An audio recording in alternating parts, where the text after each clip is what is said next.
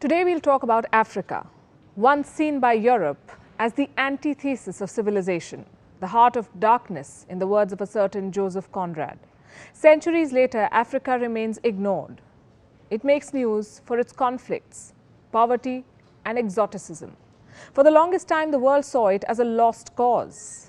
Then one country saw opportunity and thus began a new race for Africa, not very different from the scramble of the 19th century when colonial Britain and France wanted raw materials, slaves and geopolitical influence.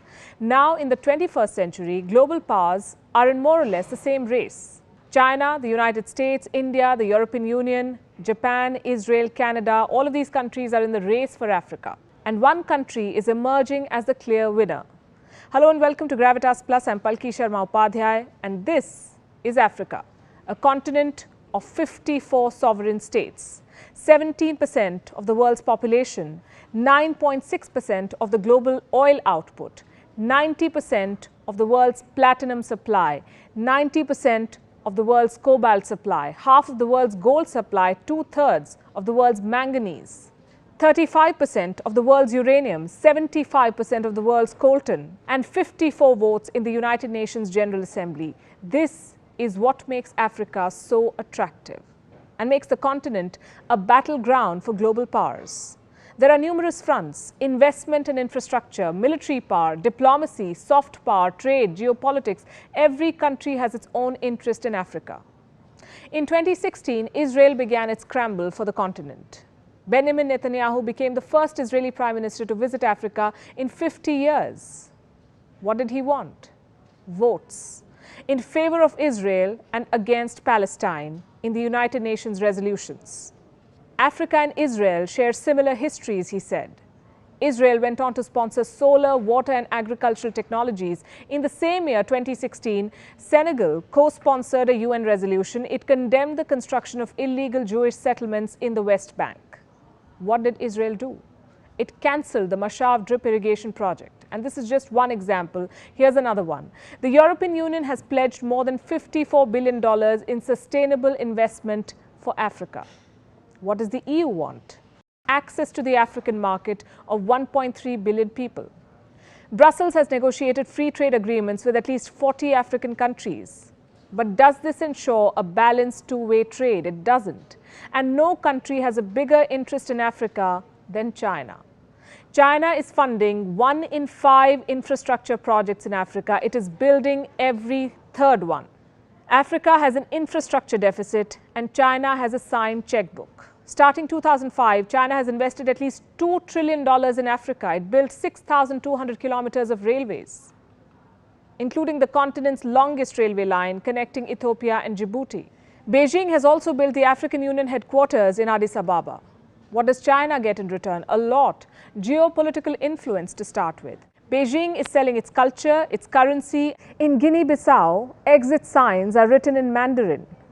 China has established at least 50 Confucius Institutes across 33 countries. Several African countries use Chinese currency. China also gets a strategic overseas base.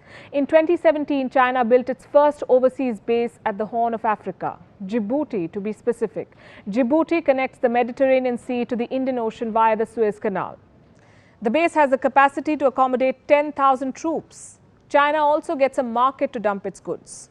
China is Africa's largest trading partner. Chinese trade has increased 40-fold in the last 2 decades. At least 10,000 Chinese firms operate in Africa. This is according to a McKinsey study. Africa has resources and China has access. Did you know that a third of China's investments in Africa are in the mining sector? And finally, it gets to debt trap Africa.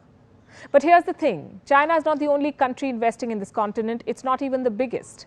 The United States is Africa's largest investor. It accounts for $54 billion of FDI stock. There are 600 American companies operating in South Africa alone. And this, even after the US president called Africa this. For the longest time, Africa was nothing but a war zone for Washington. It has over 7,000 troops deployed in the continent.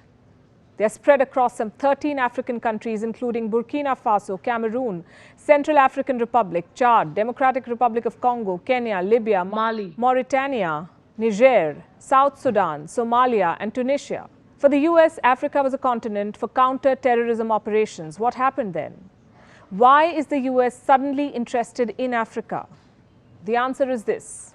For the US, Africa is now a new front to take on China, and Washington is now fighting it out for power and influence. An article on the US State Department website reads, and I quote, "Africa is the continent of the future. Thus, we need to make the most of its potential. By 2050, its population will more than double to 2.2 billion people, with over 60% under the age of 25. Where is Africa's interest in all of this? Also, what about India? What role does India play in this continent? New Delhi's ties with Africa date back to the time of Mahatma Gandhi. India was part of the Bandung Project of 1955. New Delhi supported Africa's anti-colonial struggles. It supported the liberalization movements in Ghana, Algeria, Tunisia, Morocco, Angola, Mozambique, Guinea-Bissau. India also raised the issue of racism in South Africa. It will be unfair to say, though, that India's newfound interest in Africa has nothing to do with China. In 2018, Indian Prime Minister Narendra Modi toured key African states just ahead of Chinese President Xi Jinping's visit. In 2018, India decided to open 18 new embassies in Africa. India has defense partnerships with Zambia, Nigeria, Ghana, Ethiopia, Botswana, Uganda, Mozambique, and Namibia. New Delhi is currently training African military. Indian company Airtel is a dominant telecom firm in Africa. New Delhi is offering 50,000 scholarships to African students. Despite everything, India is far behind China in the race for Africa. China's Belt and Road Initiative has sealed its hold on Africa. If in the 1900s Africa was colonized with force, in 2020 it is being trapped by loans. China accounts for 14% of sub-Saharan debt. In Kenya, the volume of Chinese loans is 6 times that of France, which is the country's second largest creditor. And Sri Lanka can tell you what happens when Chinese loans are not repaid. China is looking to capture Africa. It has a strong diaspora, it is spending big money, it is selling its movies, culture and currency. China extracts raw materials, it manufactures products with them and sells them back to this continent. Does this remind you of something? What did the British do in India? In the 19th century, the rivalry between Britain and France fueled Africa's colonization. In the 21st century, the trade war between the United States and China is hastening the same.